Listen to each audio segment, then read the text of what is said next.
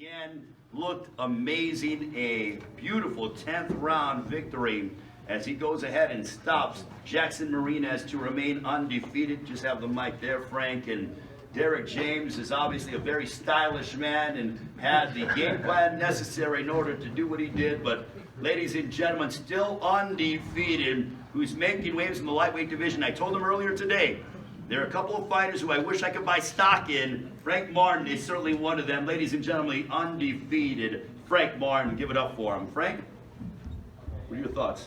How you feeling? I'm feeling good. I'm feeling good.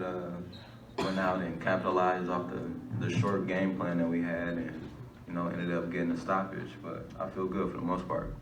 So for those that don't know, Frank was supposed to fight Ricardo Nunez. He had visa issues, so therefore insert Jackson Marinez, and Frank obviously victorious over Marinez in the 10th round. Turn it over to questions from the media. Frank, congratulations. You turned it up there in the final few rounds. How important was it to you, and what was Derrick saying to you in the corner about getting a stoppage in the fight? Just pressing the gas, he was telling me get inside. I was breaking the guy down, so just get inside and keep pressing him. The guy was tired, so that's what I did. Would you have been disappointed if you didn't stop him? No.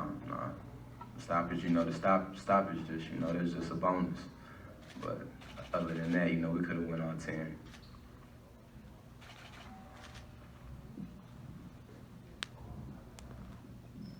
Frank, congrats on your victory, man. How would you rate your performance on a scale of 1 to 10? And do you think you should get more credibility the way you stopped this guy and kind of tactically breaking him down and stopping him late?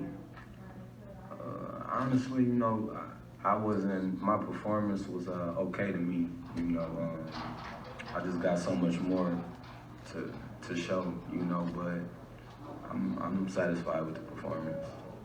Could be better next time, but hey.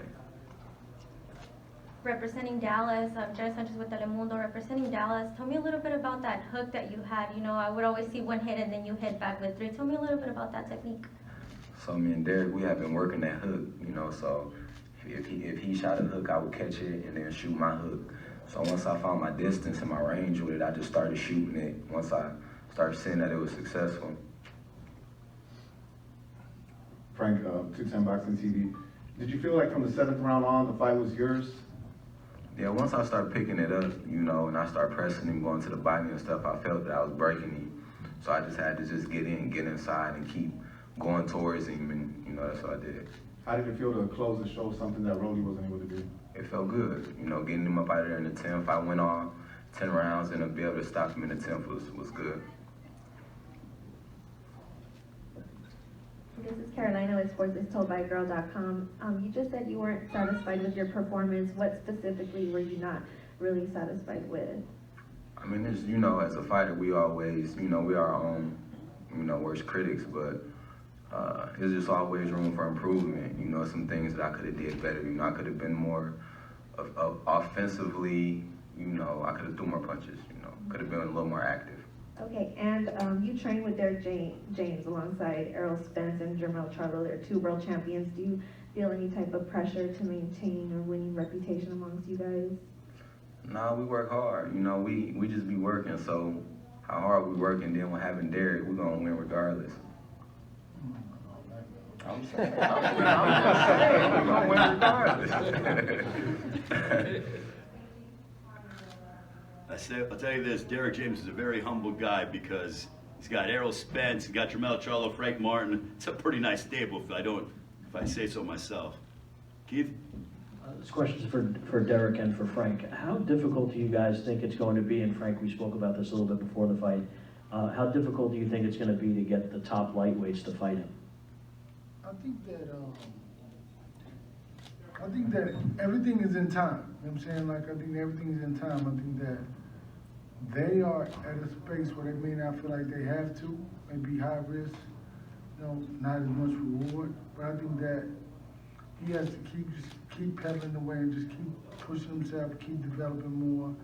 And then like I said, next year, in a year or so, he'll be right up there with those guys where they won't be able to refuse it. So right now, we have the right of refusal, but But he keep pushing and just keep fighting, keep getting better and better and better, and really kind of developing more and more and more, giving himself more depth. Then they won't have anywhere to go. And by the time they won't have anywhere to go, it'll be even more complete. You feel he's ready for those top fights now, though? I think that he can do that, but I think that at the same time is our friend. I mean, if they don't want to, I mean, it's easy to not acknowledge it because it's okay, because it's only helping him because he's getting better and better and better. So when the time when they say, okay, now we have to fight, and he's more difficult because he's difficult now, but I think that we're in the gym, he's in the gym all the time, so it just helps him keep getting better and better and better, and that's what it's all about. Frank, what are your thoughts on that? We just working.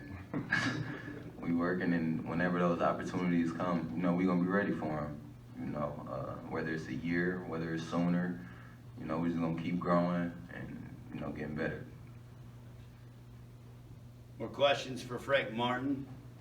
Raise your hand. If not, we will allow him to get some rest. I'll say this about Frank Martin, is watching him every single fight. I remember when you fought Jerry Pettis in a main event against a fellow unbeaten fighter. He gets better every single time, not by a little, by a lot. So that is what Frank Martin does. He continues to grow and evolve, and iron sharpens iron, being around Errol Spence, his promoter, being around Jermell Charlo.